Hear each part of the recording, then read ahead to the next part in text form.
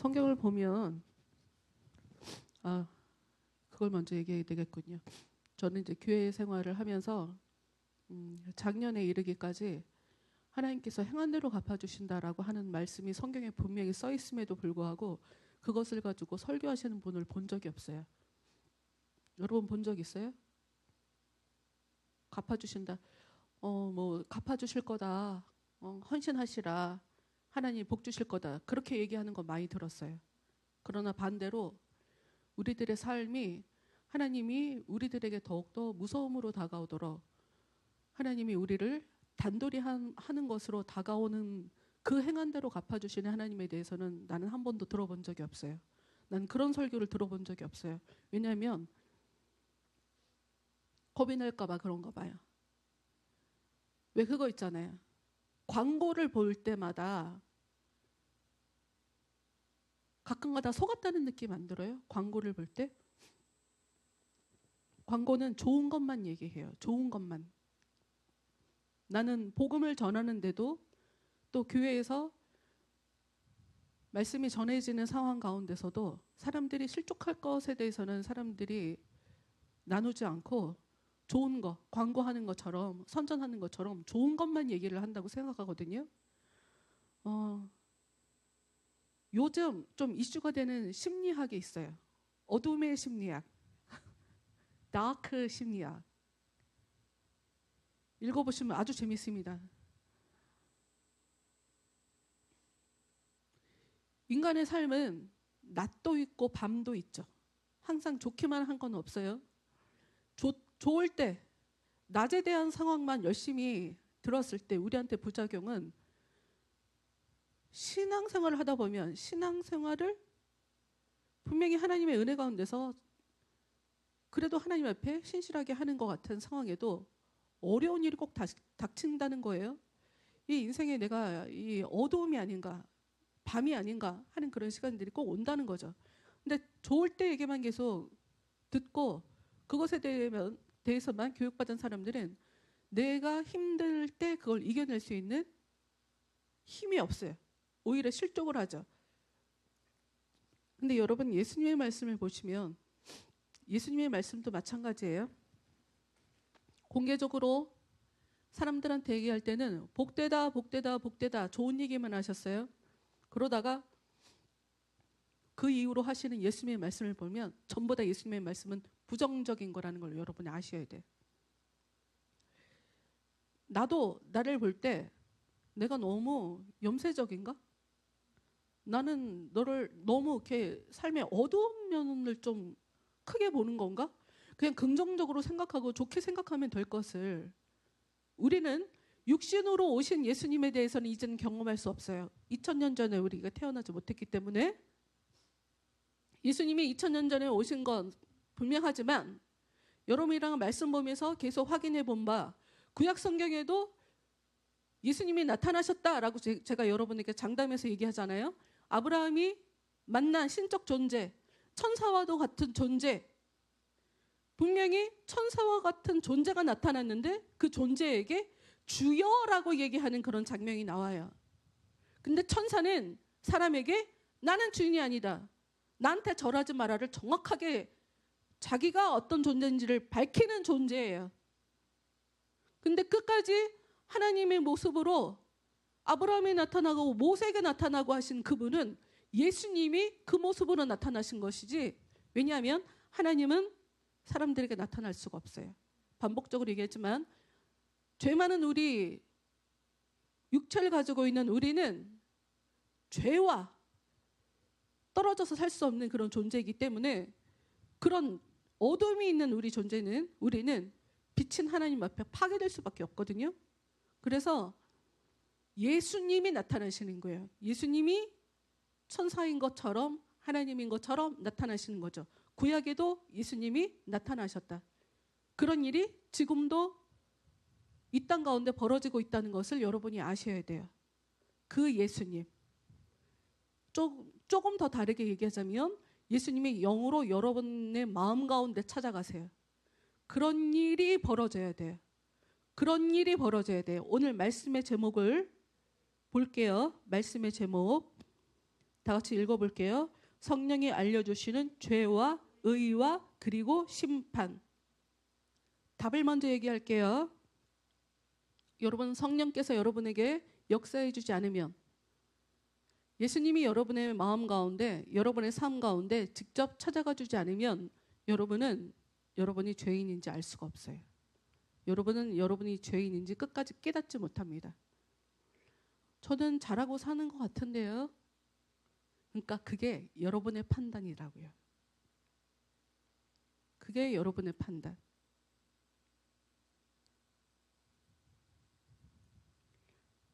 오늘 같이 읽은 요한복음 16장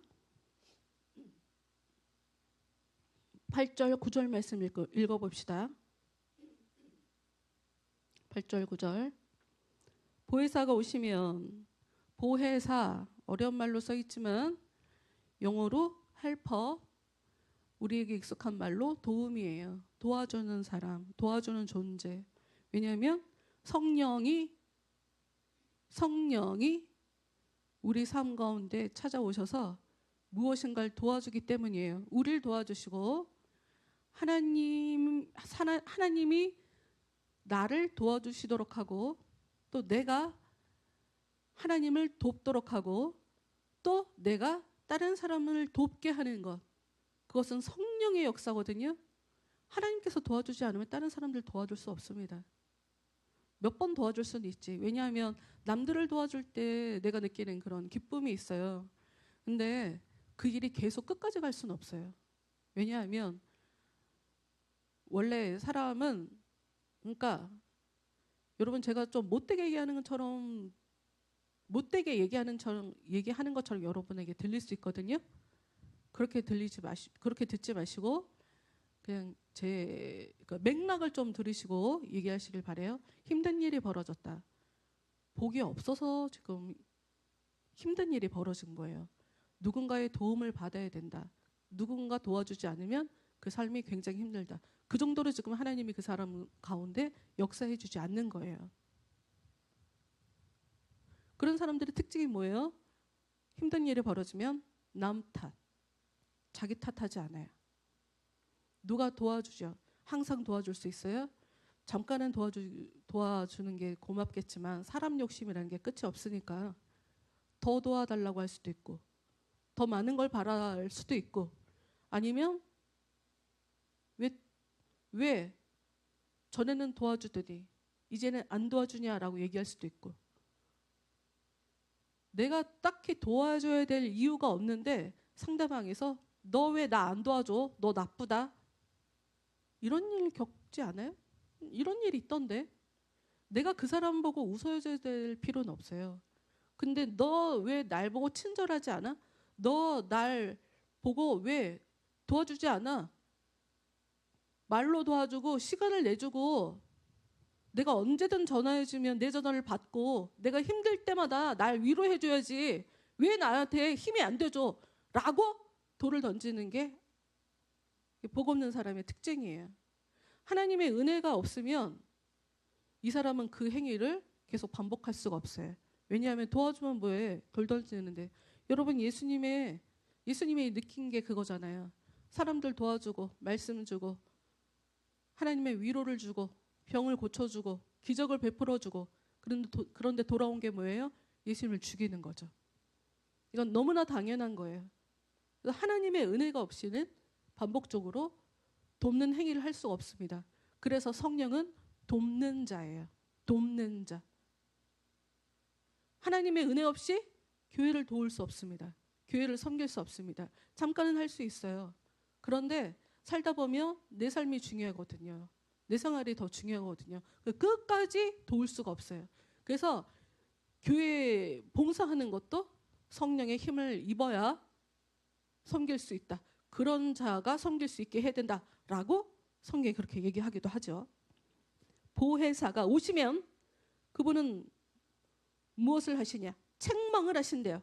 여러분, 성령님께서 여러분 가운데 찾아가시면, 예수님이 여러분 가운데 찾아가시면, 여러분 왜 예수님이라고 그랬다가 성령님이라고 그랬다가, 이거는 혹시 여러분 헷갈리나요? 언제 기회가 되면 그때 시간을 내서 요건 얘기를 할게요. 어떻게 보면 어렵고 어떻게 보면 굉장히 쉬운 얘기인데 이분들은 다른 존재가 아니에요. 같은 분이기 때문에. 아까 예수님이 하나님인 것처럼 나타났다라고 얘기했죠. 그냥 그런 맥락이라고 보시면 돼요. 그분들은 하나이기 때문에 예수님이 내 마음 가운데 오신다. 그리고 성경 안에서도 예수님이 우리 안에 오신 거를 하나님이 오셨다라고도 얘기를 하고 성령님이 오신 것을 예수님이 오셨다라고도 얘기하고 있기 때문에 이것은 섞어서 쓸 수 있는 얘기다라고 하는 것을 여러분이 아시길 바라요. 예수님이 오시면, 보혜사가 오시면, 성령님께서 오시면 어떤 일이 벌어진다? 그분은 책망한다. 우리를 책망한다. 9절. 그래서 죄가 무엇인지를 가르쳐 준대요. 죄. 그분은 사람들이 나를 믿지 않은 것이 바로 죄라는 것을 말해 주실 것이며. 여러분, 예수님의 제자들의 문제가 뭐예요? 우리는 예수님을 믿고 있다고 생각했다는 거죠. 이들이 예수님을 믿지 않았다는 것은 어디서 확인이 돼요? 예수님이 잡혀갈 때. 여러분, 일 벌어지기 전까지는 우리가 잘하고 있다고 생각해요. 반대로 악한 것이 역사하는 사람에게는 잘못한 게 없는데도 내가 잘못인 것처럼 그렇게 생각하기도 하죠. 이게 마귀의 역사죠. 모든 게 다 내 잘못인 것처럼 이렇게 생각하기도 해요. 그래서 은혜가 오면 일단 여러분 모든 것을 내 책임으로 돌리는 것도 믿음이 아니라는 걸 알아야 돼요. 우리는. 왜 내 책임이에요? 하나님이 알파와 오메가 되시는데 하나님이 허락하시지 않으면 그 어떤 일도 벌어지지 않아요. 믿지 않는 게 죄지. 근데 우리의 문제는 무엇이냐? 우리가 잘 믿고 있다고 생각한다. 그래서 은혜가 오면 뭘 깨닫게 되냐? 아, 내가 하나님을 믿지 않았구나를 알게 된다는 거예요. 또 그 다음 구절 10절. 내가 아버지께로 감으로써 너희가 더 이상 나를 보지 못하는 것이 하나님의 의라는 것을 알려주실 것이다. 여기 보면 성령이 오시면 의가 무엇인지 가르쳐 주실 것이다. 어렵습니다. 참 성경이 뭐 이렇게 어려운가. 이 말을 이해하려면 지금 이 상황을 보면 돼요. 지금 이 상황. 예수님의 제자들은 예수님이 자기들 곁을 떠나지 않기를 바래요. 다시요. 여러분, 예수님의 제자들이 예수님을 왜 떠났어요? 예수님이 죽었다, 잘못됐다라고 생각한 거죠. 잘못됐다라고 생각했어요. 이건 착각이에요. 하나님의 의는 예수님이 잡혀간 게 하나님 앞에 옳은 거예요. 내가 옳다고 생각하는 것과, 그러니까 제자들이 옳다고 생각하는 것과 예수님이 옳다고 하는 것은 달라요. 이들은 예수님 가지 마세요. 어디 가시려고 해요? 우리와 함께 계세요. 이 나라를 다시 세워주세요. 우리나라 지금 이 백성 전부가 다 로마의 압제로부터 지금 고생하고 있습니다. 예수님 저희를 다시 일으켜주세요. 저희 나라를 일으켜주세요라고 간절히 원했던 게 그 소망을 가지고 3년 동안 따라다녔던 게 제자들이거든요. 그런데 하나님의 의는 무엇이냐? 너희 나라를 살려? 너네들이 얼마나 악한 존재인데 너희 나라를 되살려? 너희들의 실체를 가르쳐 줄까? 너희들은 내 아들도 죽여. 나도 죽여. 너희들은 망해야 돼. 여러분, 이게 하나님의 의예요. 제자들이 바라는 것은 예수님 저희와 함께 해주세요. 이게 의였어요.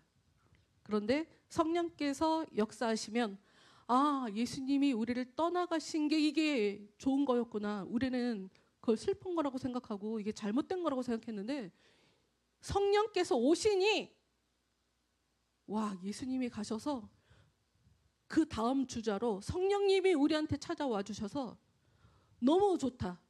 이게 옳구나. 이제야 나는 하나님을 알겠어. 라고 하는 수순을 밟는 것. 우리가 옳다고 하는 것과 하나님이 옳다고 하는 것은 누가 가르쳐 줘야 되냐? 그 차이는 성령이 아니시면 그걸 파악할 길이 없는 거예요. 다시 얘기해요. 우리 마음속에는 좋은 소리만 들려오지 않아요, 여러분. 여러분, 나쁜 소리도 들리죠. 저 인간이 나를 미워하는 게 분명해. 라고 생각할 때 그 사람하고 얘기해 봤어요? 저 인간이 나를 무시하는구나. 그 사람한테 확인해 봤어요? 물론 나를 무시하는 사람이 너 나 무시하냐? 라고 얘기하면 함부로 나한테 그래 나 너 무시한다 라고 말할 수는 없을지도 몰라요. 그 순간에 거짓말 할지는 몰라요. 근데 우리는 굉장히 많은 추정에 의해서 뭐가 옳은지 뭐가 죄인지를 우리 스스로 답 내리며 살아가요. 여러분 그러지 마세요. 내가 답을 내리는 게 뭐 그렇게 중요해요.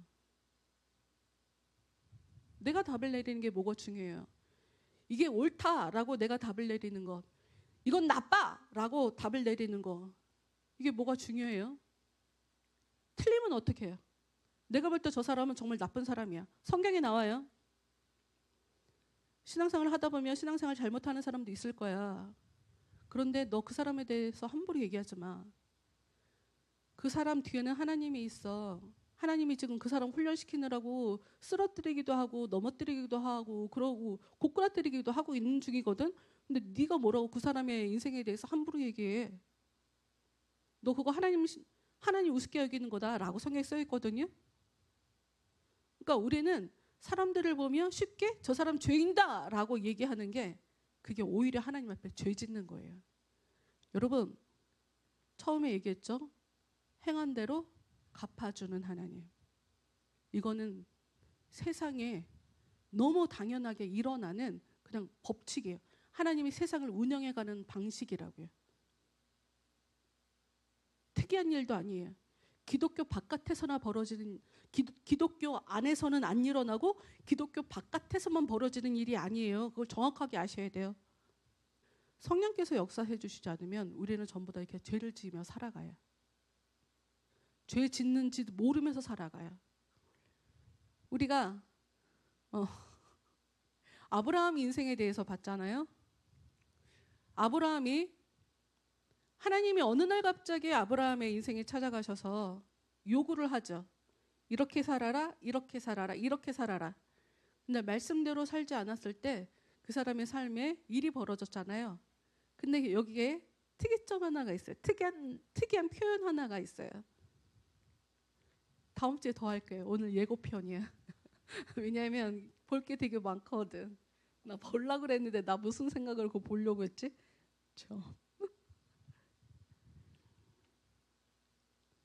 아브라함이 머무르려고 할 때마다 일이 터져요.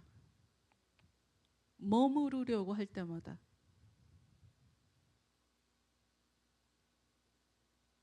결론은 뭐냐면 그는 하나님의 약속 안에 머물러 살면 돼요. 그런데 힘드니까 굶어 죽을 것 같으니까 애굽에 머무르려고 할 때 사건이 터지고 또 어디에 머무르려고 할 때 일이 터지고 살려고 먹고 살 게 없어서 여기저기로 찾아다녔거든요. 먹고 살려고. 근데 그 사람은 그냥 하나님의 약속을 믿고 하나님의 약속 안에 머물러 있으면 됐거든요. 그 얘기를 왜 하냐면 예수님이 우리한테 바라는 게 그거예요. 내 안에 머물러 있어라. 예수님이 우리한테 원하시는 건 그거예요. 예수님 안에서 머물러야 되는 이유가 뭐냐? 그래야 성령께서 우리에게 오시기 때문이에요. 성령이 오셔야 비로소 내가 뭘 잘못하며 사는지, 무엇이 의여서 하나님이 의가 뭔지를 가르쳐 주셔야 내가 똑바로 행동을 하고 더 이상 죄짓지 않게 되고 내 삶을 제대로 해석하고 쓸데없는 데 화내지 않으며 살 수 있게 되는 거잖아요. 뭐가 옳은지를 모르니까 우리는 감정 낭비하며 시간 낭비하며 에너지 낭비하며 살아가고 있단 말이죠. 근데 은혜가 찾아오면 정리가 돼요. 이건 나쁜 거야. 날 믿어. 흔들리지 말고 날 믿어. 그냥 기도하고 있어봐. 좀 견뎌봐. 이런 하나님의 음성이, 이런 성령님의 음성이 우리를 붙잡는단 말이에요. 그럼 그 음성이 우리로 하여금 힘든 환경도 힘들게 느껴지지 않게 만들어버려요. 마지막으로 요한복음 16장 11절. 이 세상 통치자가 이미 심판을 받았다는 것이 심판에 관하여 그분이 책망하실 내용이다. 말이 되게 어렵지만 무슨 얘기냐면, 사람들은 예수님이 떠나가시고 나서 자기들이 망하게 될까 봐 걱정을 했어요. 예수님의 제자들은. 근데 예수님이 얘기하기를 이 세상 통치자는 진작 망했다. 대체 누구랑 싸우는 거야? 보이지 않는 어떤 존재와 싸우냐고. 가상의 어떤 대상과 싸우는 거야 지금. 가상의 어떤 마귀와 싸우는 거야. 네가 마음속으로 지금 마귀를 그려놨구나. 네가 네 마음속으로 지금 공포를 만들어냈구나. 무서운 존재를 네가 가정해놓고 그 어려움이 나한테 닥치면 어떡하지? 근데 예수님이 얘기하기를 이 세상의 심판자? 내가 벌써 심판했는데? 그래서 살 길은 어디에 있어요? 예수님 붙잡고 있는 거, 예수님 안에 있는 거. 좀 더 쉽게 얘기하면 기도하는 것밖에 달리 답이 없어요. 성령이 우리 안에 찾아오지 않으면 우리는 하나님에 대해서 믿을 수도 없어요. 계속 죄지며 삽니다. 하나님을 절대로 기쁘시게 해드리는 삶을 살 수가 없어요. 다른 말로 마귀를 기쁘게 하는 삶을 살 수가 있어요. 그러면 마귀를 기쁘게 하는 삶이 우리한테 어떤 효과를 가지고 오나? 마귀의 종이 되게 만들어요. 하나님을 기쁘시게 해드리는 삶은 하나님의 종으로, 여기서 어차피 하나님의 종이나 마귀의 종이나 똑같은 종 아닙니까? 라고 여러분이 얘기할 수 있어요. 난 종 되기 싫은데요. 이거는 무지하니까 이런 얘기를 하는 거예요. 아브라함이 자기 자식이 없을 때 하나님께 얘기한 게 뭐예요? 저는 종이 있습니다. 제 종이 제가 갖고 있는 복은 다 받을 겁니다. 라고 얘기해서 하나님에게 있어서는 종과 자식의 개념이 따로 없어요. 마귀는 자식과 종이 철저하게 나눠져 있지만 하나님은 그렇지 않아요. 내 얘기를 잘 들으면 돼. 우리가 예수님 안에 살지 않는데 어떻게 예수님의 얘기가 들려요? 예수님이 무슨 얘기 하는지도 모르고 어떤 게 중요한지도 모르고 내가 어떤 삶을 살아야 되는지도 알 수가 없어요. 방법은 하나예요. 예수님 안에 머무르는 거. 다시 얘기하지만 우리는 예수님이 아니면 아브라함처럼 세상에 머무르려고 해요. 좋은 직장, 좋은 집,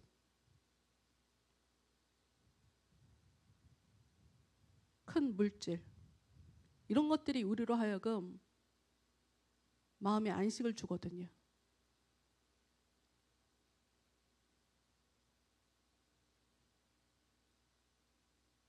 하나님은 가나안 땅에 있으라고 했는데 애굽에 가야 살아. 가나안 땅은 힘들잖아 지금. 먹고 살 게 없어서, 기근이 닥쳐서. 그러니 먹고 살려면 애굽으로 가야 돼. 그런데 어떤 일이 벌어졌다? 그 애굽으로 갈 때마다 일이 터졌다. 이 또한 우리에게 주시는 비유예요. 우리는 예수님 안에 머무르며 사는 존재지, 서울 이사 오면 행복해지는 게 아니고 인천으로 이사 와야 행복해지는 게 아니고 예수님 안에서 살면 행복해지는 거예요.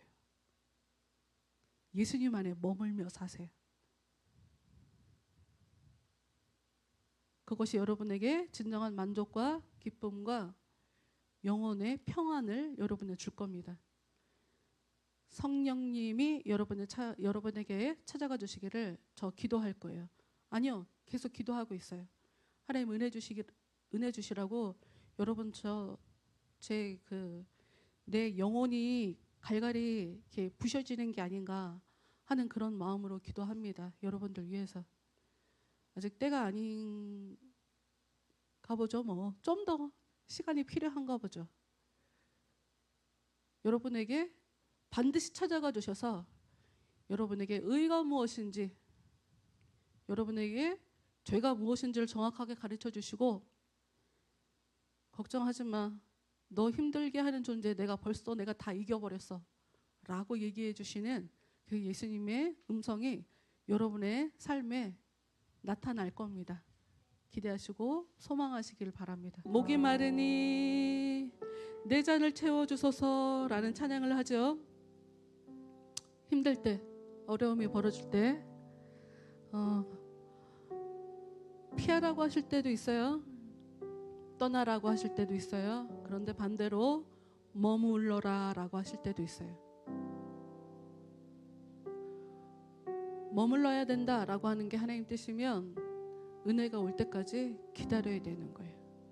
은혜가 와서 하나님 저는 가야 될 것 같은데요. 가야 될 것 같은데요. 하나님 알려주세요. 답을 알려주세요. 무엇이 옳은 것입니까? 저는 하나님이 무엇을 옳다고 얘기하시는지 잘 몰라서 의에 줄이고 지금 목말라 있습니다. 하나님의 의가 무엇인지 가르쳐 주십시오. 이게 바로 성령이 우리 안에 찾아오셔서 하시는 성령의 역사예요. 네. 삶은 좀 재밌는 것 같아요. 순간의 선택이 평생을 좌우하는 그런 일이 벌어지는 것 같아요. 그래서 선택을 할 때 보면 마귀가 역사하고 하나님이 역사하더라고요. 그러니 여러분 선택하실 때 하나님을 잡으세요. 뭘 선택해야 될지 모르겠다면 뭘 선택해야 하는지 가르쳐 주십시오 라고 하나님의 의를 구하세요. 그러면 성령님께서 여러분에게 무엇이 의다, 무엇이 옳다, 무엇이 너한테 도움이 된다, 이거를 가르쳐 주실 거예요. 그런 게 기도 응답이고, 네, 여러분은 머리가 있으니까 알아들을 거라고 믿습니다. 한 주간 동안 여러분의 삶 가운데 하나님께서 계속 찾아가 주시고 무엇이 잘못됐는지, 무엇이 옳은 것인지 그것을 가르쳐 주시라고 저도 열심히 기도하겠습니다.